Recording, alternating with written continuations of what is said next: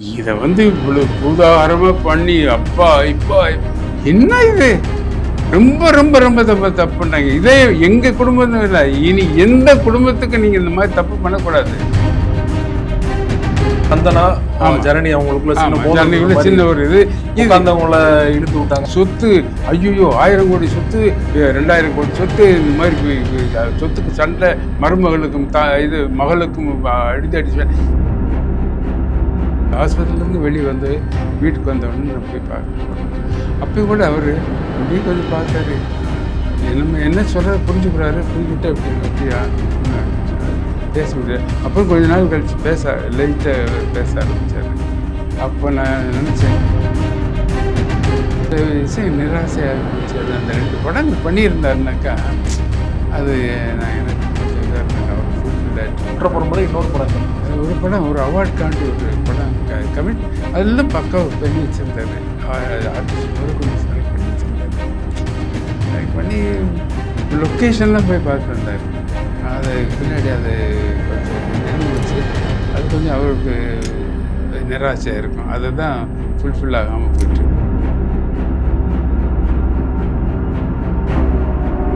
Media circle நேயர்களுக்கு வணக்கம். இன்றைக்கு நம்ம நேர்காணலுக்காக மறைந்த இயக்குனர் இமயம் பாரதி ராஜா அவர்களுடைய சகோதரர் ஜெயராஜ் அவர்கள் தான் நம்மோடு இணைந்திருக்கார்.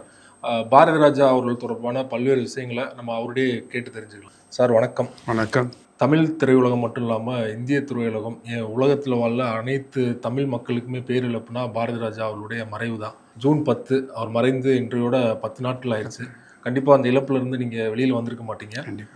இருந்தாலும் பாரதி ராஜா அவர்கள் மறைவுக்கு அப்புறமா உங்கள் குடும்பத்தை சுற்றி நிறைய சர்ச்சைகள் தொடர்ச்சியாக நிறைய பேர் பேசிகிட்டு இருக்காங்க. ஜேர்னலிஸ்ட் உட்பட நிறைய பேர் பேசுகிறாங்க. ஆனால் குடும்பத்தில் இருக்க நீங்கள் அதற்கான விளக்கங்களை கொடுத்தா மக்களுக்கு போய் சேரும்னு நினைக்கிறேன். கண்டிப்பாக. குறிப்பாக பாரதி ராஜா அவர்கள் மறைந்த உடனே கங்கை அமரன் அந்த இடத்துல பேசினது, தனியாக விட்டு போயிட்டீங்களே, இவ்வளோ பேர் ஏன் அனாதையாக சாக விட்டீங்களே அப்படிங்கிற மாதிரியான ஒரு எமோஷனலாக பேசியிருப்பார். அங்கேருந்து தொடங்கலாம் நினைக்கிறேன். என்ன சார் நடந்தது ஆக்சுவலாக? அவர் எங்கள் குடும்பத்தில் ஒரு ஆள்னால அவர் கொஞ்சம் ஆதங்கத்தில் பேசிட்டார். அவருக்கு என்ன உண்மை சம்பவம் என்னன்னு தெரியல, அவருக்கு தெரியாமல் பேசிட்டாரு. அதுக்கு முன்னாடி நாங்கள் விளக்கமாக சொன்னோம். அதை அவர் திரும்ப அக்செப்ட் பண்ணிக்கிட்டாரு. அப்புறமேட்டு சாரி அப்படின்ட்டாரு. அது வேறு. அதாவது என்ன காரணம்னா, இப்போ அண்ணன் உடம்பு சரியாமல் இல்லாமல் போனது எப்போன்னு தெரியுங்களா உங்களுக்கு?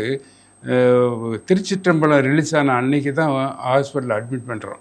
முதல் முறையாக 3 வருடத்துக்கு முன்னாடி நினைக்கிறேன். ஆமாம், 3 வருஷத்துக்கு முன்னாடி. ஸோ 3 வருஷத்துக்கு முன்னாடி அட்மிட் பண்ணி திரும்பி அவர் அங்கே சரியாகி திரும்பி மறுபடியும் வேறு ஹாஸ்பிட்டலுக்கு போய் திரும்ப அங்கேருந்து வீட்டுக்கு திரும்ப மறுபடியும் இந்த மாதிரி 3 வருஷமும் நாங்கள் அவரை கண்ணு கருத்துமாக பார்த்துட்டு இருந்தேன். எங்கள் அண்ணி எப்படி விட்டுட்டு போவாங்கன்னு யோசனை பண்ணணும். 1. 2வது, என்ன காரணத்துக்காக வேண்டி அவங்க போனாங்க அப்படின்றத தெரிஞ்சுன்னா நிச்சயமாக. ஏன்னா நான் வெளியில் சில விஷயங்கள் சொல்ல முடியாத சூழ்நிலையில் இருக்கேன். காரணம், அவருக்கு கொஞ்சம் மருத்துவ செலவு இன்னும் கொஞ்சம் தேவைப்பட்டது. அதனால் அவங்க வெளியில் அதாவது எல்லாம் ஏற்பாடு பண்ணி, அதாவது நர்சஸ் 2 நர்ஸு விட்டுருக்காங்க. அப்புறமேல சொந்தக்காரங்களுக்கு கொஞ்சம் வச்சு அவங்களுக்கெல்லாம் இன்ஸ்ட்ரக்ஷன் கொடுத்து, இந்த மாதிரி நான் இப்போ போகிறேன், போயிட்டு நாளை காலையில் அந்த வேலை முடிச்சுட்டு அப்படியே உடனே திரும்பி வருவேன், அது வரைக்கும் கொஞ்சம் பார்த்துக்கோங்க, கொஞ்சம் ஃபண்ட்ஸு விஷயமாக போகிறோம் அப்படின்னு சொல்லி போட்டாங்க.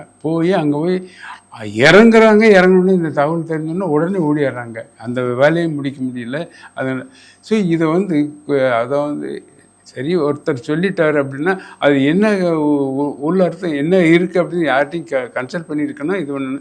அதெல்லாம் பூதாகரமும் டபுள்னு சொல்லி இந்த மாதிரி ஒரு இது இவ்வளவு கொச்சப்படுத்திட்டாங்க அப்படின்றது சத்தியமாக இந்த மீடியா மேலே எனக்கு மிகப்பெரிய வருத்தம். ஏன்னா ஏன் உங்களுக்கு வேறு எதுவும் தெரியலையா? இது ஒரு துக்க செய்தியை அதை துக்கத்தில் இது பண்ணுவீங்களா? மற்றபடி வேறு என்னென்ன சைடில் இருக்குது அப்படின்றத அதை ஆராய்ச்சி இருக்கா? நீங்கள் வந்தீங்க அங்கே நல்லா யோசனை பண்ணி பாருங்கள். ரொம்ப மனசு கஷ்டமாக இருக்குது. எல்லார் மனசையும் நோகடிச்சிட்டாங்க. அதை இதை விட்டுட்டு இதை ஹைலைட் பண்ணுறது எந்த வகையில் சார் நியாயம் சொல்லுங்கள்? ரொம்ப கஷ்டம். சரி, அவங்கள பண்ணிட்டாங்க. இதுக்குமே கூட நான் அழிக்கவும் முடியாது, ஒன்றும் செய்ய முடியாது. அதுக்கு நான் விளக்கம் கொடுக்கணும் அப்படின்றது தான் என்னுடையது. கங்கை அமரன் அவர்கள் அப்படி பேசினதுக்கு அப்புறம் தான் மீடியாக்கள் இல்லை, கங்கை அமரன் அவர்கள் பேசினது அதுக்கப்புறம் வருத்தப்பட்டாரா? யாராக இருந்தாலும் அந்த இடத்துல, ஏன்னா எங்களுக்குள்ள உறவுகள் எங்களுக்கும் கங்கைவரன் சாருக்கு உள்ள அந்த உறவுகள் அந்த வேற. ஸோ அதில் அப்புறம் அவர் என்ன சொன்னார், திரும்பி நான் ஏதோ இதை வந்து நீங்கள் டெலிகாஸ்ட் பண்ணக்கூடாது, யாரும் இந்த மாதிரி இதோட ஸ்டாப் பண்ணிக்கோங்க அப்படின்னு சொல்லி எவ்வளோ சொல்லி தான் அதுக்கு மேற்கொண்டு எல்லாம் பேசிட்டாங்க. சரி, பேசின வாயை அடைக்க முடியல, திரும்பி ஏதோ வகையில் நாங்கள் இது பண்ணணும், ஜஸ்டிஃபிகேட் பண்ண முடியல. அதனால தான் நான் இந்த இது உண்மையிலேயே எந்த வித அந்த 3 வருஷம் அவங்க எப்படி கவனிச்சாங்க அப்படின்றத அதை பற்றி யாருமே பேசவே இல்லையே. எங்கள் அண்ணியும் எங்கள் பாப்பாவும் எங்கள் ஜன்னி பாப்பாவும் அவங்க எந்த அளவுக்கு அந்த பாப்பா வந்து மலேசியாவில் இருந்தும் கூட 2 குழந்தைகளுக்கு தாய், அவங்க அந்த குழந்தைகளே விட்டுட்டு வந்து மாதக்கணக்கில் இங்கே இருந்து அவங்க பார்த்து திரும்பி போய் வரோம் மறுபடியும் வர்றோம் இந்த மாதிரிலாம் பண்ணாங்களே, அதை பற்றி யாருமே சொல்லவே இல்லை. அப்படிங்கிற போது இவ்வளோ கஷ்டமாக இருக்குது தெரியுங்களா. ஒரு குடும்பத்தை வந்து இந்த அளவுக்கு ஒரு ஹைலைட் பண்ணி நீங்கள் வேண்டாங்க, நீங்கள் அந்த மாதிரிலாம் பேசாதீங்க சரி. இவ்வளோ பெரிய ஆள் இறந்து போயிட்டாரு, அதை நீங்கள் ஹைலைட் பண்ணுவீங்களா? திரும்ப அப்புறமேலு சின்ன சின்ன விஷயங்கள் இதெல்லாம் ரொம்ப தப்பு. அதே மாதிரி அங்கே தேனியில் அங்கே நடந்த அதெல்லாம் இப்படியெல்லாம், அதாவது என்ன காரணத்தினாலன்னா இந்த குழந்தைய வந்து நம்ம இது 3 மணி வரைக்கும் எங்கள் சடங்கெல்லாம் முடிச்சுட்டு இது ஒன்றுன்னு அதை கவர்மெண்ட்டில் ஹேண்ட் ஓவர் பண்ணிடுறோம். 3 மணிக்கு ஹேண்ட் ஓவர் பண்ணிட்டோன்னா பாடி அவங்க டேக் அவுட் பண்ணிக்கிறாங்க. இன்னும் அவங்களுடைய வேலையெல்லாம் அதுக்காக வேண்டி நாங்கள் கொஞ்சம் அவசரம் இது பண்ணிட்டோம். இதில் கொஞ்சம் லேட் ஆகிடுச்சு, என் மருமக வர்றதுக்கு கொஞ்சம் லேட் ஆயிடுச்சு. அதனாலதான் நந்தனா ஜனனி அவங்களுக்குள்ள சின்ன ஒரு இது இழுத்து விட்டாங்க. அது என்ன லேட் ஆயிடுச்சுன்ற ஆதங்கத்தில் அவங்களுக்குள்ள இதா இருந்தது. மற்றபடி வேற ஒன்றும் கிடையாது. ஏன்னா மற்றபடிக்கு சொத்து ஐயோ 1000 கோடி சொத்து 2000 கோடி சொத்து இந்த மாதிரி சொத்துக்கு சண்டை, மருமகளுக்கும் இது மகளுக்கும் அடிச்சு இதெல்லாம் சொல்லலாமா சார்? எப்படி சார் இது மனசாட்சியே இல்லாமல் நீங்கள் சொல்கிறீங்க? அதாவது ஒரு குடும்பத்தில் இதை இந்த என்ன பர்பஸ்க்கு வந்தோமோ அதை விட்டுட்டு மற்றதை ஹைலைட் பண்ணுறது வந்து ரொம்ப அது கொச்சையரை நான் ஃபீல் பண்ணுறேன். ரொம்ப தப்பானது இது. நம்ம வார்த்தைகள் வேற மாதிரி வந்துடும் அப்படின்றதுக்காண்டி நான் அடைக்கணும் வாசிக்கிறேன். இல்லை, இது எப்படி ப்ரொஜெக்ட் ஆயிடுச்சுன்னா மனோஜுக்கு சேர வேண்டிய சொத்துக்களை மகளே வந்து எடுத்துக்கிட்டாங்க அப்படிங்கிற மாதிரி. அப்படிலாம் கிடையாது. அது ஆடியன்ஸுமே பார்த்தீங்கன்னா ஒரு நெகட்டிவான ஒரு அவங்களுக்கு சேர வேண்டிய சொத்து அதெல்லாம் கிடையாது. எல்லாம் ப்ராப்பராக பண்ணியிருக்காங்க. எந்த யாருக்கு சார் அவங்க 2 பேரை தவிர வேற யாரு சார் இருக்காங்க அனுபவிக்கிறதுக்கு? அதை ஏதோ அவர் அவ்வளோ கஷ்டப்பட்டு சம்பாரிச்சு எல்லாத்தையும் கரெக்டாக பண்ணிட்டு தான் போயிருக்கிறாரு. அதை ஒன்றும் எந்த ஒரு இறக்கிறதுக்கு முன்னாடியே அதெல்லாம் யாரா இருக்கு என்னென்ன அப்படின்றதெல்லாம் சொல்லிட்டு தான் போனார். அது அந்த இதில் எந்த கருத்து இது கிடையாது. இதை வந்து இவ்வளோ பூதாகரமாக பண்ணி அப்பா இப்போ என்ன இது ரொம்ப ரொம்ப ரொம்ப தப்புன்றாங்க. இதே எங்கள் குடும்பம் இல்லை, இனி எந்த குடும்பத்துக்கு நீங்கள் இந்த மாதிரி தப்பு பண்ணக்கூடாது. ஒன்றும் எனக்கு எமோஷனல், ரெண்டாவது பேசி விட்டுருவேன், இல்லை அப்படின்னா அழுதுருவேன். இந்த மாதிரி ஒரு சூழ்நிலையில் இருக்கேன் நான். உங்களுக்கு எப்போ சார் பாரதி ராஜா அவர்கள் மறைந்தது தெரிய வந்தது? எனக்கு வந்து நான் அப்போ தேனியில் தான் இருக்கேன், ஊரில் தான் இருக்கேன். ஓகே, எனக்கு வந்து கரெக்டாக ஒரு அதாவது இது தெரிஞ்சு அதாவது எங்கள் அண்ணியும் எங்கள் மச்சனை மனோஜ்குமார் 2 பேரும் அப்போ தான் இவங்க போய் இறங்கி கொஞ்சம் நேரம் ஆச்சு. அதுக்கு பின்னாடி இந்த தகவல் தெரிஞ்ச உடனே அவங்க ரிட்டர்ன் அப்படி கிளம்புறாங்க. ஸோ இவங்க அந்த இதில் என்ன செய்யணும்னு தெரியாமல் கிளம்பிட்டாங்க. கிளம்பி வந்துட்டு திரும்ப அவங்க திண்டுக்கலுக்கு அடுத்து கிராஸ் பண்ணுற போது எனக்கு ஃபோன் பண்ணுற அப்படி மனுச்சினேன் மனோஜ்குமார். இந்த மாதிரி ஏன்னா என் லைன் அது வீட்டுக்குள்ளே வந்து சிக்னல் கிடைக்காது என்னுடைய வீட்டுக்குள்ளே. அதனால் எவ்வளோ ட்ரை பண்ணியிருக்காங்க, கிடைக்கல. அதுக்கு பின்னாடி அவங்க நான் கொஞ்சம் வெளியில் வந்து இந்த மாதிரி ஒரு 4 மணி இருக்கும். நான் வெளியில் தண்ணி குடிச்சிட்டு வெளியில் நான் 4 மணிக்கு மேலே தூங்க மாட்டேன் நான். அப்படி இருக்கும்போது இந்த ஃபோன் வருது. இன்னும் நேரத்துக்கு ஒரு ஃபோன் வருதுன்னு அப்புறம் கேட்குறபோது மச்சனை ஃபோன் பண்ணிட்டேன். அப்படி இந்த மாதிரி ஏன்ப்பா என்கிட்ட ஒரு வார்த்தை நீ போகிறபோது என்கிட்ட ஒரு வார்த்தை சொல்லிட்டு போயிருக்கலாம், இல்லை நீ என்னையும் கூப்பிட்டு போயிருக்கலாம்னு நீ இவ்வளோ லேட்டாக சொல்லிட்டேன். இல்லை மாமா நான் இவ்வளோ ட்ரை பண்ணேன், இவ்வளோ பண்ணி உங்களுக்கு கிடைக்கல, ஏன்னா சிக்னல் இப்போ இல்லையான்னு தெரியல, உங்கள் லைன் எவ்வளோ ட்ரை பண்ணி கிடைக்கல, நாங்கள் அவசரத்தில் நாங்கள் கிளம்பி வந்துட்டோம், தப்பாக நினச்சிக்காதீங்கன்னா. அதுக்கு பின்னாடி நான் அங்கேருந்து கிளம்பி ஒரு டாக்ஸியை பிடிச்சி நான் வந்துட்டேன்.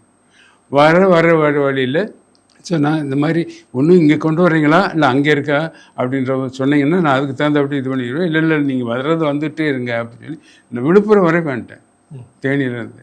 அப்புறமே சொல்கிறாங்க இல்லை இல்லை அங்கே தான் கூப்பிட்டு போகிறோம்னு. மறுபடியும் எனக்கு என் ஒய்ஃபுக்கு உடம்பு முடியாமல் நான் அவங்களுக்கு வண்டியில் கூப்பிட்டு வந்துட்டுருக்கேன். எனக்கும் அவ்வளோ இது என்னுடைய ஏஜுக்கு நான் இந்த ட்ராவல் பண்ணுறது கொஞ்சம் கஷ்டமாக இருந்தது. இருந்தாலும் அங்கே சொன்ன உடனே மறுபடியும் போய் அந்த லொக்கேஷனில் போயிட்டு அந்த எல்லாம் பார்த்தா அங்கே போய் பார்க்குறேன், பிரமிப்பாக இருந்துச்சு. ஏன்னா பூரா collector, deputy collectors, SP, DSP, அந்த அஃபிஷியல்ஸ் எல்லாமே அங்கேருந்து ஒரு போர்க்கால அடிப்படையில் அங்கே வேலை நடந்துகிட்ருக்கு. என்னடா அப்படின்னு எனக்கே ஆச்சரியமாக இருந்துச்சு. அவ்வளோ தூரம் பிரமாதமாக இந்த கவர்மெண்ட்டு எங்களுக்கு அந்த இது ஒத்துழைப்பு கொடுத்து உள்ளபடி சத்தியமாக நான் சொல்கிறேன். அதை வந்து இந்த சிஎம் வந்து இவ்வளோ தூரம் பண்ணுவார் அப்படின்றத நான் கடவுளே நினைக்கல. நான் அந்த அவருக்கெல்லாம் கோடான கோடி நன்றி சொல்லி ஆகணும். நன்றி சொல்லிக்க நன்றி என்ன இது எத்தனை சொன்னாலும் நான் அதுக்கு சொல்கிறதுக்கு வார்த்தைகளே இல்லை.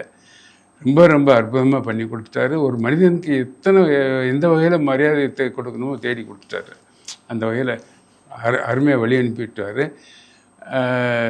அதை நான் நேரடியாக பார்த்து கூட அவர்கிட்ட நன்றி சொல்லணும்னு ஆசைப்பட்றேன். அது சந்தர்ப்பம் கிடைச்சேன்னா கண்டிப்பாக அவர் வந்து அப்பாயின்மெண்ட் கொடுத்தாரு. எனக்கு கண்டிப்பாக போய் நான் அவர்கிட்ட போய் நிச்சயமாக இது வந்து யாருக்குமே கிடைக்காத ஒரு பெரிய இது வரைக்கும் எத்தனையோ டைரக்டர்ஸு, எத்தனையோ டெக்னீஷியன்ஸ் எல்லாம் இருந்திருக்கேன். யாருக்குமே கிடைக்கல இந்த ஒரு பெரிய மரியாதை. 72 குண்டுகள் முழங்க ஒரு மனிதனுக்கு அரசு மரியாதை அப்படின்ற உயரிய மரியாதை பண்ணாங்க.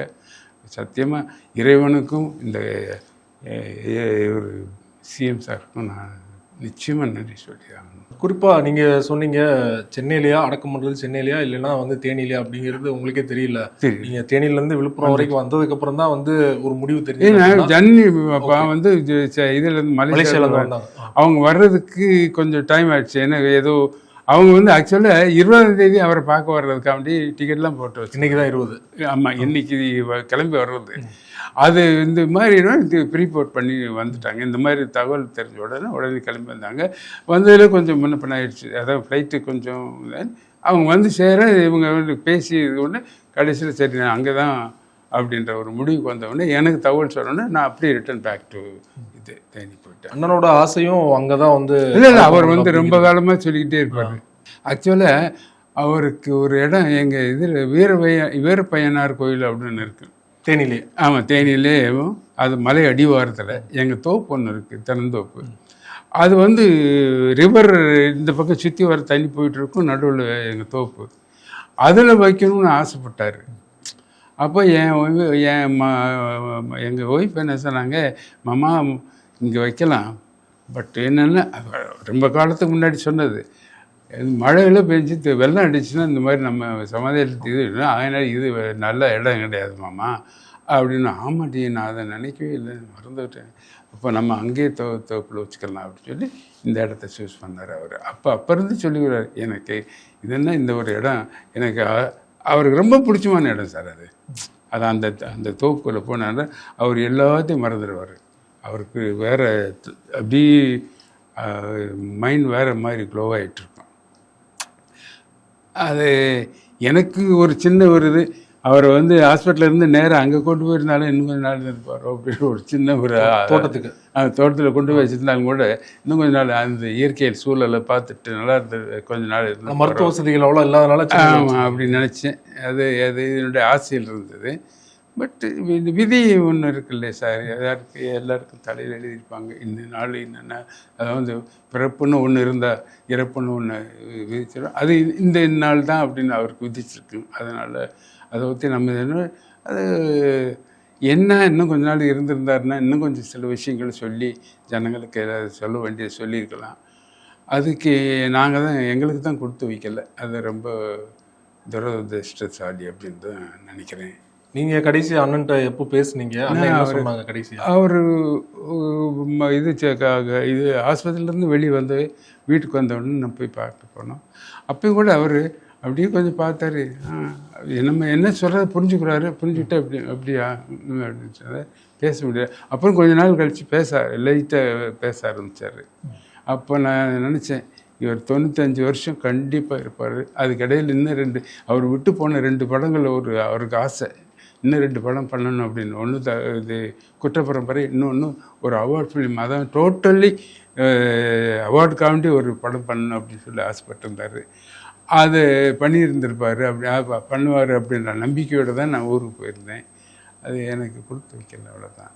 ரொம்ப குற்ற பரம்பரை அப்படிங்கிறது அவர் கடைசி வரைக்கும் பண்ணல. பாலா சார் கூட ஒரு பிரச்சனை ஆமாம் இருந்தது. அது வந்து பாலா சார் வந்து என்ன சொல்லிட்டாரு, காம்ப்ரமைஸ் ஆகிட்டாங்க. அவர் என்ன சொல்றாரு, இல்லைப்பா நான் வந்து, ஏன்னா அவருக்கு பாரதிராஜா மேலே அவ்வளோ பெரிய மரியாதை உண்டு. அவர் வந்து அப்பா நான் அதெல்லாம் நான் பண்ணலப்பா, நீங்களே பண்ணிக்கிங்க அப்படி சொல்லி அப்பா பிள்ளை உறவு மாதிரி தான் அவங்க எப்பயும் பழகுவாங்க. அவர் சொன்னார். சொன்னோடனே திரும்பி இவருக்கு அது இந்த உடல் கொஞ்சம் நல்லா இருந்துச்சுன்னா நிச்சயமாக பண்ணியிருப்பார். அது கொஞ்சம் எக்ஸ்பென்டிவ். அவர் வாழ்க்கையிலே செலவழித்து படம் எடுத்தது கிடையாது பாரதிராஜா சார். எப்பயுமே எக்கனாமிக்காக படம் எடுத்து இது வந்து ப்ரொடியூசருக்கு எந்த செலவும் வைக்க மாட்டார். ஸோ அந்த மாதிரி இருக்கும்போது இது இவ்வளோ பெரிய, இதோடைய பட்ஜெட் வந்து 45 கோடி ரூபாய். ஸோ அது அவரால் ஜீர்ணிக்க முடியாது. 45 கோடி ரூபா செலவழிச்சு படம், ஆனால் கண்டிப்பாக செலவாகும். ஏன்னா இந்த பீரியட் சப்ஜெக்ட்னால அந்த பீரியட் சப்ஜெக்ட்டு இதனுடைய எக்யூப்மெண்ட்ஸை ரெடி பண்ணுறதுக்கே கிட்டத்தட்ட ஒரு 6 மாதம் 1 வருஷம் ஆகிடும். அந்த ஆர்ட் டைரக்டருடைய ஒர்க்கே அந்த வேலை இருக்குது. ஸோ அது பண்ணிடலாம் அப்படின்னு ஒரு ஆசை இருந்துச்சு, கனவு படம். அதை முடிச்சுட்டு அப்படியே ஒரு அவார்ட் ஃபிலிம் பண்ணி அதோட நம்ம என் கார்டு போடலாம் அப்படின்னு நினச்சிட்டு இருந்தார். அது முடியாமல் போச்சு. அது ஒரு வருத்தங்கள் தான். மறைகிறதுக்கு சில மாதங்கள் முன்னாடி பார்த்தீங்கன்னா, முதல்ல கங்கை அமரன் அவர்கள் வந்து பாரதிராஜா சார் வீட்டில் உட்காந்து பேசியிருப்பார். பழைய பாடல்கள் பாடி நினைவுகள்லாம் இருக்கும்போதே பாரதிராஜா சார் அப்படி கூர்ந்து கவனிக்கிற மாதிரி இருக்கும். அப்போவே அதுக்கப்புறம் பார்த்தீங்கன்னா ராதிகா அவர்கள் வந்து தாய் கிழவி படம் ரிலீஸ் ஆனதுக்கப்புறம் போய் பார்த்தாங்க. பார்த்துட்டு அவர் பேசும்போது அப்போவே என்ன பேசுனாங்கன்னா, சாருக்கு வந்து நினைவு இல்லை அப்படிங்கிற மாதிரியான. நினைவு இல்லை கொஞ்சம் அதை நினைவு இல்லாமல் தான் இருந்தேன். அப்புறம் கொஞ்சம் கொஞ்சமாக நினைவாற்றல் வந்து அப்புறம் இவங்ககிட்ட ராதிகா மேடம்கிட்ட கூட சொல்லியிருப்பார், பாரு உனக்கு அந்த நேஷனல் அவார்டு கிடைக்கும் இந்த படத்துக்கு அப்படின்னு. ஸோ அப்போ கொஞ்சம் அப்போ எவ்வளவு டெவலப் ஆகிட்டு வந்துட்டு இருக்காரு அப்படிங்கிற போது எங்களுக்கு ரொம்ப சந்தோஷமாக இருந்துச்சு. ஆஹா மறுபடியும் பாடி இதுக்கு வந்துடுவார் அப்படின்னு முழுமையாக நாங்கள் நம்பினோம். திடீர்னு இந்த மாதிரி காலன் இப்படி கொண்டு போவாருன்னு எதிர்பார்க்கவே இல்லை. நான் எதிர்பார்க்கார ஒன்று இன்னும் அவர் நல்லா வந்துடுவார், வந்து திரும்ப பழைய பாரதிராஜா அந்த மிடுக்கோடு இருப்பார் அப்படின்னு ஆசைப்பட்டேன். எனக்கு கிடைக்கல, கொடுத்து வைக்கல. டாக்டர்கள்லாம் என்ன சொன்னாங்க? ஆக்சுவலாக டாக்டர் சொன்னாங்க நல்லா ஆகிட்டாரு அப்படின்னாரு. நல்லா ஆகிட்டாரு, வீட்டுக்கு போகலாம். அதுக்கு பின்னாடி தான் வீட்டுக்கு நாங்கள் கூப்பிட்டு வந்தோம். அதாவது அது வரைக்கும் அவங்களுக்கு கொஞ்சம் ஹோப்லெஸ்ஸாக தான் இருந்தாங்க. அப்புறம் எப்போ அவங்களுக்கு இதை வந்துச்சு, இவர் கொஞ்சம் கொஞ்சமாக டெவலப் ஆகி வர வர அவங்க சொல்லிட்டாங்க, இனி அவரை ஒன்றும் அசைக்க முடியாது அப்படின்ட்டாங்க. ஒரு 2-3 தடவை போய் திரும்பி வந்தவர். ஸோ இனி அவரை ஒன்றும் அசைக்க முடியாது, 95 அப்படின்னு மைண்டில் வச்சுக்கிட்டோம் நாங்கள். அதெல்லாம் கிடைக்காம போச்சு, வருத்தம் தான். குறிப்பாக பாரதிராஜா சார் மறைந்ததுக்கு அப்புறமா இங்கே வீட்டில் நடந்தது நிறைய விஷயங்கள். இன்னொன்று என்னென்னா, மனோஜ் அவர்களுடைய மறைவுக்கு அப்புறம் தான் பாரதிராஜா வந்து ரொம்ப உண்மைதான் உடஞ்சு போயிட்டாரு. உண்மை என்ன வெளியில் வர, அதுக்கு முன்னாடியில் ஓரளவு எம்ஜிஎம்ல அட்மிட் ஆகணும், திரும்ப அப்புறம் பிஆரில் அட்மிட் ஆகணும், திரும்ப வந்தோடனே மனோஜ் மறைவுக்கு முன்னாடி ஓரளவுக்கு நல்லா இருந்தார், ரொம்ப தெளிவாக இருந்தார். இவன் இறப்பு வந்து பொதுவாக நான் அவனை தூக்கி வளர்த்தவன் தான். ஒரு 5 வருஷம் என் மடிய மாறலாம் படுத்திருந்தான். ஸோ எனக்கு இந்த வீல் இருக்கும்போது கூட அதை வந்து அந்த பையன் எவ்வளோ லக்கு தெரியுங்களா, அவன் பிறந்த மறுநாள் காலையில் அவருக்கு முதல் பட வாய்ப்பு 16 வயதில். அப்போ நான் வீட்டில், அதாவது எங்கள் அண்ணியும் எங்கள் டெலிவரிக்காண்டி தேனியில் இருக்காங்க, குழந்தை பிறந்திருக்கு.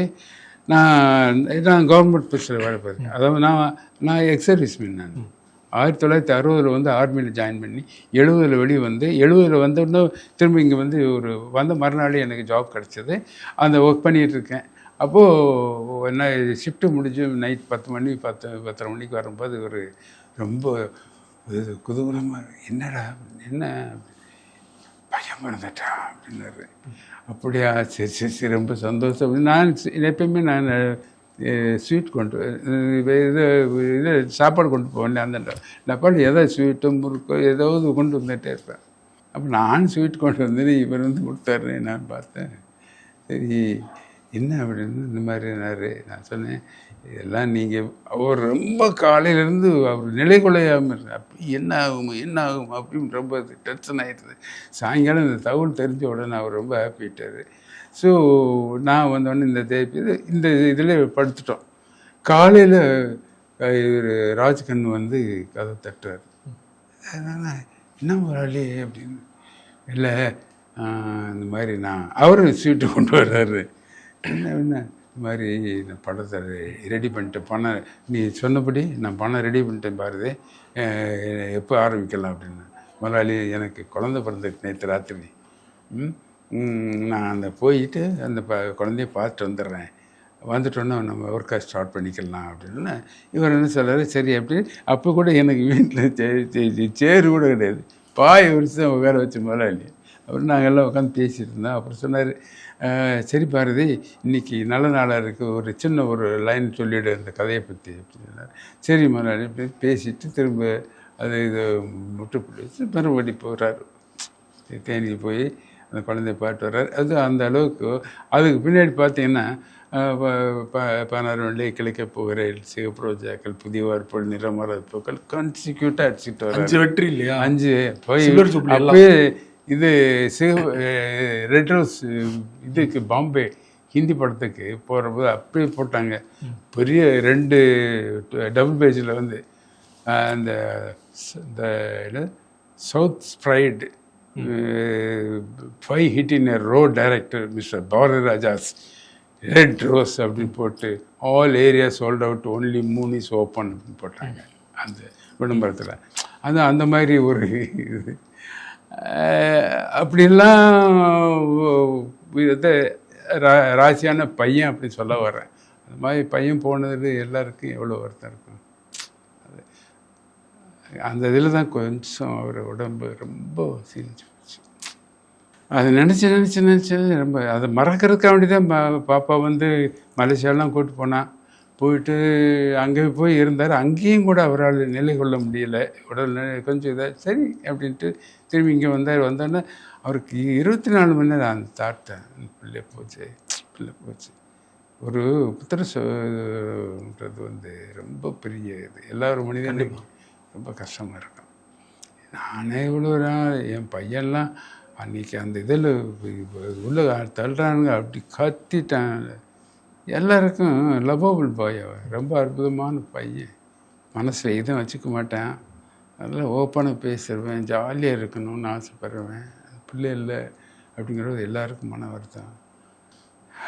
அந்த துயரம் போகிறதுக்குள்ளே இங்கே ஒரு இது ஆகிப்போச்சு அப்படின்றது. ஒரு இயக்குனராக அவருக்கான ஒரு அடையாளம் தமிழ் சினிமாவில் கிடைக்கல அப்படிங்கிறதும் பாரதிராஜா சாருக்கு நீண்ட நாளாக ஒரு வருத்தம் இருந்தது. அதாவது என்னென்னா எல்லாரையும் இது பண்ணி ஒரு நடிகனாக்கணும், எல்லாம் பேர் எல்லாம் வந்து களிமண்ணை கூட நம்ம இதாகிட்டோம்.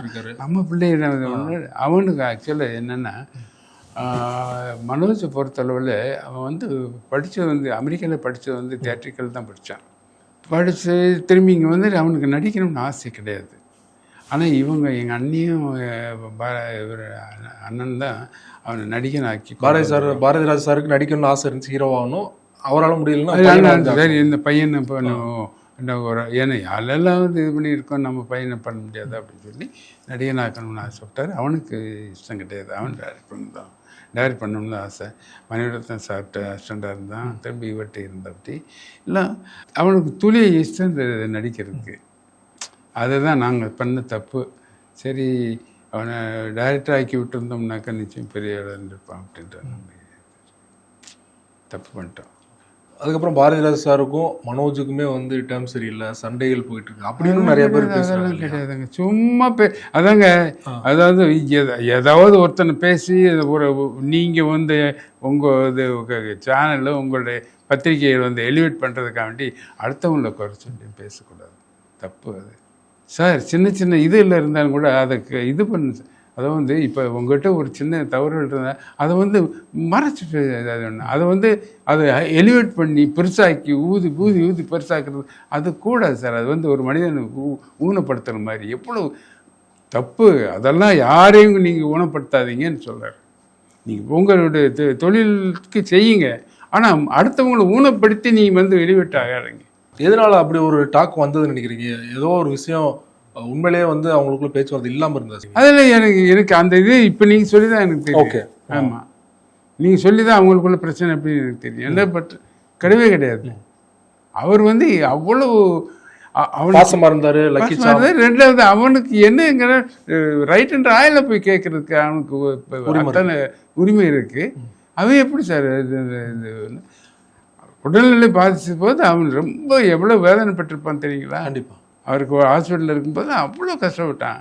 ஐயோ அப்பாவுக்கு இப்படி ஆயிடுச்சேன்னு துடிச்சது பிள்ளை. அதெல்லாம் யாருக்கு தெரியும்?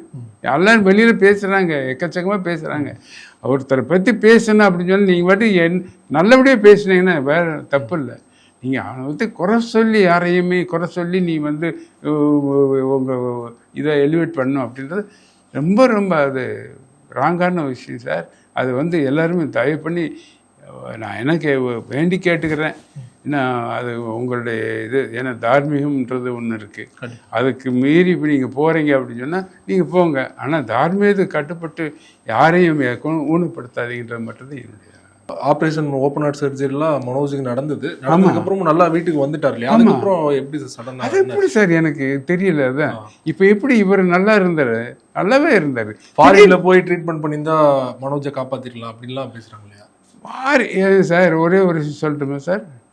நான் என்னை பற்றி நான் சொல்கிறேன். ஓகே. எனக்கு 84 வந்து 3 அட்டாக் சார். கைதி டேரி ஷூட்டிங்கில் வந்து ஊட்டியில் எனக்கு அட்டாக் ஆச்சு. அப்போது ஃபர்ஸ்ட் அட்டாக்கில் வந்து எனக்கு அட்டாக்குன்னே தெரியாது. அப்புறம் நாங்கள் வண்டியில் வச்சு சுற்றிட்டு இருக்கோம், அவங்க ஷூட்டிங் போயிட்டுருக்கு. அப்போ ரேவதியோட மதர் வந்து என்னை பார்க்குறாங்க.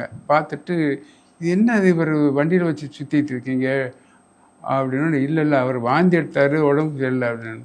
அவருக்கு ஹார்ட் அட்டாக்கையா அப்படின்னு சொல்லிட்டாங்க. கீழே கொண்டு போங்க உடனே ஊட்டியிலேருந்து. அப்படி கீழே கொண்டு வந்தாங்க. கொண்டு வந்து சாயங்காலம் 5 மணிக்கு வர 2வது ஸ்ட்ரோக்கு ஸ்டார்ட் ஆகிடுச்சு. வரணும் திரும்ப அப்புறமேல இதில் ரூம்லேயே வச்சு மனோஜ்குமாரி மச்சனை அப்போ அவங்க ஒர்க் பண்ணிட்டு இருந்தாங்க இதில் கோயம்புத்தூரில். அப்போ திரும்ப ஒரு டாக்டர் வர வச்சு அங்கே பார்க்குறபோது அங்கே அவர் சொல்கிறார் செகண்ட் ஸ்டோர் ஸ்டார்ட் ஆகிடுச்சு, அதனால் இவர் எங்கேருந்துங்க மூவ் பண்ண வேண்டாம் அப்படின்ட்டு அங்கேயே மானிட்டர் வச்சு எல்லாம் பார்த்துட்ருக்கேன் ட்ரீட்மெண்ட். அப்படி விட்டுட்டு பார்த்தார். 12 மணி ஆச்சு ராத்திரி. அவர் திரும்பி வீட்டுக்கு போயிட்டார். போயிட்டு திரும்பி 2 மணிக்கு 3வது அட்டாக்கு. பெட்லேயே மோஷன் ஆகிடுச்சு, யூரின் ஆகிடுச்சு, எல்லாமே ஆகிடுச்சு. கதவு தட்டுறேன், இது பண்ணுறேன். கூட மனோஜ்குமார் இருக்கு. அப்படி அங்கே ஒரு இது கார்த்திக் ராஜாவில் டைரக்டர், இது கேமராமேன். இப்போது இவருடைய இது உதயகுமாருடைய கேமராமேன் கார்த்திக் ராஜா, அவங்க கூட எல்லோரும் என்னடா அப்பாவுக்கு என்ன அண்ணனுக்கு என்ன ஆச்சு, கதவை போட்டு உடச்சிருக்கேன், இது பண்ணிருக்கேன், இவ்வளோன்னு தெரியல. அது ஏன் சொல்ல வரேன், இது இவ்வளவு பண்ணி நான் இது 3 அட்டாக் ஆயிடுச்சு. 3 அட்டாக்கு பின்னாடி டாக்டர் 35 வருஷத்துக்கு மேலே ஆயிடுச்சு இல்லையா? 40 வருஷம் ஆச்சு. 42 வருஷம் ஆச்சு. அப்போ எம்ஜிஆர் அங்கே இருந்தார். அது இது ஏதோ ஒரு பை எலெக்ஷன் கொஞ்சம் இதாகிட்டு அங்கே வந்து ரெஸ்ட்டுக்கு வந்திருந்தார். அப்போ அவருக்கு இந்த காலையில் 6 மணிக்கு ஃப்ளைட்டில் 6 டாக்டர்ஸ் இங்கேருந்து அனுப்புகிறாரு. அனுப்பி அவங்க இது பண்ணி பார்த்துக்குங்க அப்படின்னு சொல்லி இதெல்லாம் பார்த்து நான் இது. ஸோ நான் என்ன சொல்கிறேன்னா, இவ்வளோ 3 அட்டாக்லேயே நான் தப்பிச்சு வந்து அந்த ஆல்மோஸ்ட் முடிஞ்சிருச்சுட்டாங்க. அதுக்கு மாரி தப்பிச்சு வந்து இன்றைக்கி 42 வருஷம் நான் வாழ்ந்துட்டுருக்கேன். ஸோ அதெல்லாம் அந்த இதுக்கும் இதுக்குள்ள ஏதோ அவனுக்கு என்ன தப்பு பண்ணானா இல்லை என்ன தெரியல. அந்த இது பைபாஸ் பண்ணி வீட்டில் நல்லா தான் இருந்தேன். அப்படி சாயங்காலம் 6 மணி வரைக்கும் நல்லா தான் பேசியிருக்காரு. டீ போட்டு கொடுமா அப்படின்னு கேட்டு டீ போட்டு வர்றதுக்குள்ளே டக்குன்னு போச்சு அப்படின்னு சொன்னால் அது என்ன காரணம்னு எனக்கு தெரியல, யாராலையும் கண்டுபிடிக்க முடியல. குறிப்பாக பாரதிராஜா சார் வந்து இறுதிச் சடங்குல ராதிகா அவர்கள் தான் இங்கே சென்னையிலையும் சரி கடைசி வரைக்கும் அவங்க கூடவே இருந்தாங்க இல்லையா? ஒரு மகள் மாதிரியே இருந்தாங்க இல்லையா கூடவே? ஐயோ அவங்க வந்து எப்பயுமே அது மாதிரி அதான் டைரக்டர் மேலே பெரிய ஒரு பாண்டியன், நடிகன் பாண்டியன், நெப்போலியன், ராதிகா, இவங்கெல்லாம் அவர் மேலே ராதா, இவங்கெல்லாம் அதிருப்தியான ஒரு அதோ அப்பாவுக்கு மேற்கொண்டு ஒரு பெரிய பாசத்தோடு இருந்தவங்க. ஒரு அப்பனுக்கு எந்த அளவுக்கு ஒரு ஃபெய்த் இருக்குமோ அதை காட்டிலும் பெருசாக ரொம்ப இவங்களெல்லாம். நெப்போலியன்லாம் அங்கேருந்து இது அவர் சூழ்நிலை தெரியல, இல்லைன்னா அவர் அடுத்த நிமிஷமே இங்கே வந்து விழுந்திருப்பார். அதே மாதிரி பாண்டியன் இருந்திருந்தான்னா 24 மணி அவர் காலடியிலே இருந்திருப்பான். அப்படி ஒரு பையன். ஸோ இவங்கெல்லாம் அவரும் இல்லை. அதே மாதிரி பாக்யராஜ் சார் எப்பயும் எங்கள் டைரக்டர் இவருடைய பிள்ளைங்க அத்தனை பேருமே சிறப்பானவங்க. சிலருக்கு சந்தர்ப்பம் வர்றதுக்கான வாய்ப்பு இல்லாமல் இருந்திருக்கலாம், வராமல் இருந்திருக்கலாம் தெரியும். மற்றபடிக்கு எல்லாருமே இவர் மேலே ரொம்ப ஃபெய்த்தாக இருந்தார். இவரும் அத்தனை பிள்ளை மேலே இந்த 10 பிள்ளை பிறந்ததுன்னா எந்த பிள்ளை மேலே ஆசை இருக்கும் அப்படின்னு கேட்கணும். 10 பிள்ளை மேலே ஒரே ஈக்குவலாக தான் இருந்தது. 10 பிள்ளைகளும் இவரை நேசிச்சுங்க. அத்தனை பேர் நல்லா. வைரமுத்து சார், இளையராஜா சார் அவங்களுமே வந்திருந்தாங்க. ஏற்கனவே அவங்களுக்குள்ள கடந்த காலங்களில் நிறைய சின்ன சின்ன பிரச்சனைகள் இருந்தாலும் அதெல்லாம் மறந்துட்டு எல்லாம் வந்துருந்தாங்க இல்லையா? நீங்கள் அவங்க கூட பேசும்போது அவங்களாம் என்ன சார் சொன்னாங்க? வைரமுத்து அவர் அந்த இன்னும் அவர் மீள முடியல. அவருக்கு அந்த ஷாக்ல இருந்து இன்னும் இப்போ நீங்கள் போய் பாருங்களேன், அப்படியே ஒரு பித்து பிடிச்ச மாதிரி தான் இருப்பார் வைரமுத்து.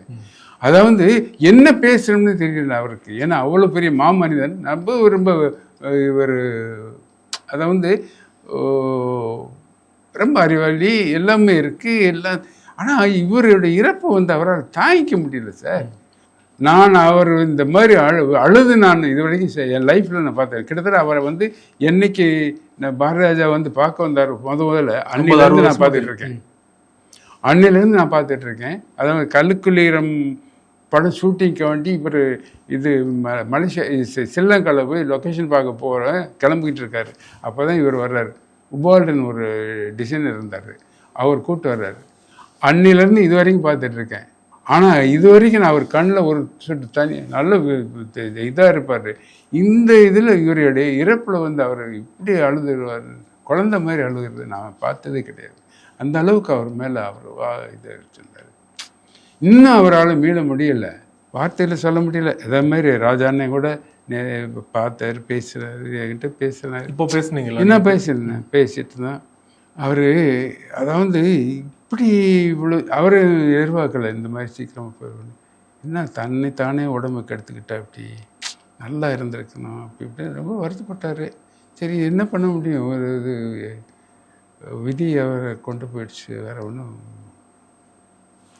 யாருமே அவருக்கு இதெல்லாம் எல்லாருமே அவருடைய பிள்ளைகள் அத்தனை பேருமே அவ்வளோ லவ்வபிள் தான் அவருக்கு. சரி நேரம் சரியில்லைன்னு அதான் அர்த்தம். எங்களுக்கு நேரம் சரியில்லையா, நான் எல்லாருக்குமே இந்த கண்டிப்பாக ஒரு சீக்கிரமாக போவார்னு கண்டிப்பாக எதிர்பார்க்கல. இறைவன்ட்டு தான் சொல்லணும். ஆனால் என்னை பொறுத்தளவில் இன்னும் பொதுவாகவே அவருடைய படைப்புகள் இருக்கிற வரைக்கும் நிச்சயமாக கண்டிப்பாக அவர் லைவில் இருந்துகிட்டு இருக்காரு. எல்லாரையும் சுற்றி தான் இருப்பார், கண்டிப்பாக இருப்பார். அதில் எனக்கு இது இல்லை, எனக்கு அந்த ஒரு இது இருக்குது, தைரியம் இருக்குது. இந்த இவருடைய படைப்புகள் உள்ள வரைக்கும் இவர் லைவில் இருந்துகிட்டு இருப்பார் அப்படின்ட்டு. இறந்தவுடனே பாரதி ராஜா சார் கூட உங்களுக்கு நிறைய ஒரு எப்படியும் ஒரு லட்சக்கணக்கான கோடிக்கணக்கான நினைவுகள்லாம் இருக்கும். அதாவது ஒரு மறக்க முடியாத நினைவுகளாக எங்களோட பகிர்ந்துக்கோங்க சார் பாரதி ராஜா சார் பற்றி. சார் ஒவ்வொரு நாளும் மறக்க முடியாது சார். அதை வந்து நான் இப்போ கிட்டத்தட்ட நான் இந்த சினிமாவுக்குள்ளே நுழைஞ்சது வந்து சிகப்பு ரோஜாக்களில் தான் நான் உள்ள என்ட்ராகிறேன். ப்ரொடக்ஷன் சைடில் ஒர்க் பண்ணுறேன், ப்ரொடக்ஷனில் 78. அதிலிருந்து இது வரைக்கும் நான் பார்க்குறேன். இது வரைக்கும் அவரோட பயணிச்சுட்டு வந்துட்டுருக்கேன். அதுக்கு முன்னாடி நான் ஒரு கவர்மெண்ட் ப்ரெஸ்ஸில் ஒர்க் பண்ணிகிட்டு இருந்தேன். ஸோ அதுக்கு பின்னாடி இவர் பின்னாடி இப்போ இவர் கூடயே இருக்கிறேன். ஒவ்வொரு நாளும் ஒவ்வொரு ஒவ்வொன்றையும் மறக்க முடியாத நாள் தான். எந்த நாள் மறக்க முடியாது, எல்லா நாளும் நிறைய நினைவுகள் இருக்குது. அதெல்லாம் சொல்லணும்னா 48 வருஷம் இருக்குது, 45 வருஷம் நிறைய. பாரதிராஜா சாருக்கு சிலையெல்லாம் வைக்கிறதா பிளான் பண்ண தான் சொன்னாங்க இல்லையா, தேனி மாவட்டம்? இல்லை பண்ணணும் அப்படின்னு அவங்க கோரிக்கை. அதாவது எங்கள் சமுதாயத்திலேருந்து எல்லாருமே அவங்கவுங்க கோயில்களில், அதாவது எங்கள் சமுதாயத்தில் பல விதமான கோயில் இருக்குது, கர்மாத்தூர், சாரணவன், அது இதுன்னு.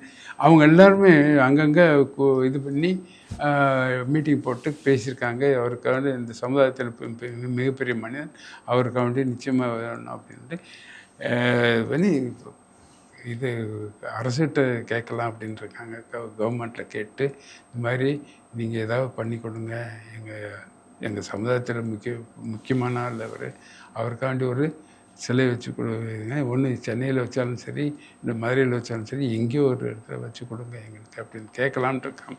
அந்த மாதிரி ஒரு கோரிக்கை வைக்க போகிறாங்க, அவங்க பேசிகிட்டு இருக்காங்கன்னு கேள்விப்பட்டேன். ஆனால் எனக்கு அதெல்லாம் உட்காந்து பேசிட்டு டிஸ்கஸ் பண்ணணும் அப்படின்ற மாதிரி. அதே மாதிரி அந்த இடத்துல ஒரு மணிமண்டபம் கட்டணும் அப்படின்னு ஒரு இது இருக்குது. அதுக்கான ஏற்பாடுகள் பண்ணணும். அரசு தரப்புல இருந்து நீங்க கோரிக்கை கேட்க வச்சிருக்கீங்களா? இல்லை அது கேட்போம். அவங்களால முடியும். இப்போ தான் வந்திருக்காரு, உட்காந்துருக்கு.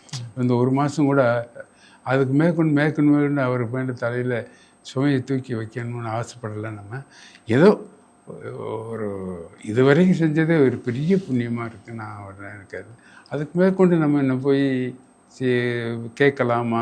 ஒரு சின்ன ஆசிலேஷன் தான்.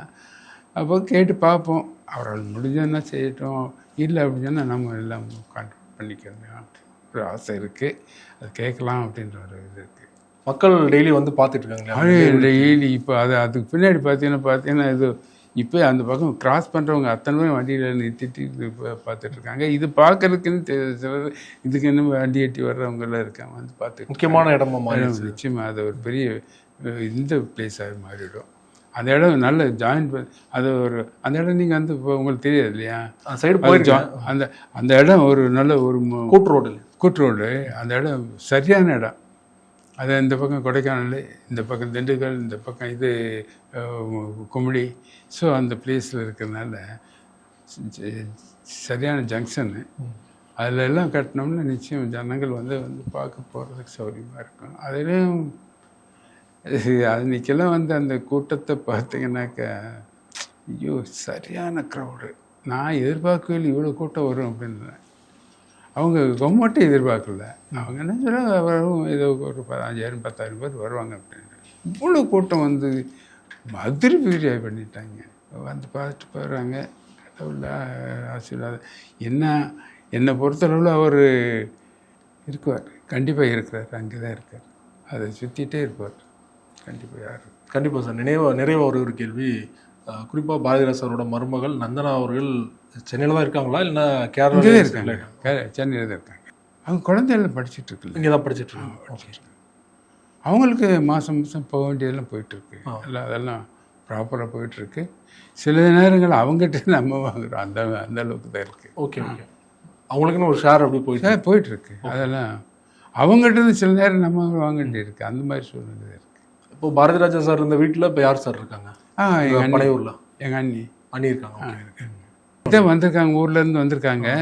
நான் இன்னும் போய் பார்க்கணும். நான் பார்த்து அவங்கள கொஞ்சம் ஆறுதல் படுத்தணும். ஏன்னா அவங்க நிச்சயமாக அப்படியே ஏற்கனவே அவங்களுக்கு உடம்பு சரியில்லை. ஏன்னா வெங்காயமுருகன் அவர்கள் சொன்னோன்னே அவங்க கலங்கி அழுவாங்க. அதுக்கப்புறம் அதெல்லாம் எப்படி அவங்க தாங்கிட்டாங்க? அப்படி இல்லை அதை வந்து அது நடைப்பணமாக தான் இருக்காங்க. அவங்க அந்த மாதிரி தான் இருக்கிறாங்க. தவிர நான் போய் தான் அவங்கள கொஞ்சம் ஆசுவாசப்படுத்தி கொஞ்சம் இதுக்கு கொண்டு வரணும். ஏன்னா ஏற்கனவே அவங்க உடல்நிலை கொஞ்சம் பாதிச்சிருந்தேன். இதுவும் சேரும்போது அவங்கள கொஞ்சம் காப்பாற்றி வந்தாங்க. கொஞ்சம் நிச்சயமாக அவங்க எல்லோரும் போய் நாங்கள்லாம் இருந்து அவங்களுக்கு கொஞ்சம் ஹெல்ப் பண்ணி ஆகணும். கண்டிப்பாக சார். நீங்களும் சீக்கிரம் தேறி வரணும் இதிலிருந்து. இல்லை நமக்கு நம்ம பற்றி இல்லை, நமக்கு என்னென்னா அவருடைய இது சில விஷயம் நிராசையாகி போச்சு. அப்படி அந்த 2 படங்கள் பண்ணியிருந்தாருனாக்கா அது எனக்கும் கொஞ்சம் இதாக இருந்திருக்கேன். அவர் ஃபுல்ஃபில் ஆகிட்டு. குற்றப்பரம்பரை இன்னொரு படம் என்ன படம்? ஒரு படம், ஒரு அவார்ட்காண்டி ஒரு படம் கமிட் அதெல்லாம் பக்காவை பண்ணி வச்சுருந்தார். ஆர்டிஸ்ட் முதல் கொண்டு செலக்ட் பண்ணி வச்சுருந்தார். செலக்ட் பண்ணி லொக்கேஷன்லாம் போய் பார்த்துட்டு வந்தார். அது பின்னாடி அது கொஞ்சம் நின்று போச்சு. அது கொஞ்சம் அவருக்கு நிராசையாக இருக்கும். அதுதான் ஃபுல்ஃபில் ஆகாமல் போயிட்டு மறுபடிக்கு அவருக்கு லைஃப்பில் சந்தோஷம் தான் அவருக்கு. வாழ்ந்தேன் சொல்லுவார், தன்னைத்தானே கண்ணாடியில் பார்த்து ரசிக்காத மனிதனே கிடையாது. அவன் தன் அழகை தானே பார்த்து ரசிக்கணும் அப்படின்வார். இந்த மாதிரி அவர் நிறைய ஒவ்வொரு விஷயமாக சொல்லி சொல்லி சொல்லி சொல்லி சொல்லி அவர் கண்ணை ரசிப்பார், காதை ரசிப்பார், மூக்கை ரசிப்பார். மூக்கு பெருசாக இருக்குன்னு சொன்னாங்க, டேய் அது எனக்கு அழகுடா அப்படின்னாரு. அந்த மாதிரிலாம் அவர் அதே மாதிரி ஒவ்வொரு மனிதனும் தன்னை தானே அழகு தன்னை கண்ணாடி முன்னே நின்றுட்டு ஒவ்வொன்றும் ரசிக்கணும்டா. அதுதான் ரசனை. அதுதான். ரொம்ப நன்றி சார். இந்த டைம்லேயும் பாரதிராஜா சாரோட நினைவுகள் குறித்து பல்வேறு விஷயங்கள், அவங்க குறிப்பாக குடும்பத்தை சுற்றி நடந்த நிறைய சர்ச்சைகளுக்கு நீங்கள் உங்கள் சைட்லேருந்து விளக்கத்தையும் கொடுத்துட்டீங்க. மிக்க நன்றி சார். ரொம்ப சந்தோஷம். நான் ஏதாவது தவறாக பேசியிருந்தாலும் மன்னிச்சிருங்க. பட் மீடியாக்கள்கிட்ட ஒரே ஒரு வேண்டுகோள் தான் எனக்கு, இந்த மாதிரி எந்த குடும்பமாக இருந்தாலும் எந்த ஃபேமிலியாக அதை கொஞ்சம் கொச்சப்படுத்தாமல் அவங்கள கொஞ்சம் நல்லபடியாக எலிவேட் பண்ணுங்க. அதுதான் உங்கள்கிட்ட வேண்டி கேட்டுக்கிறேன். நன்றி, வணக்கம்.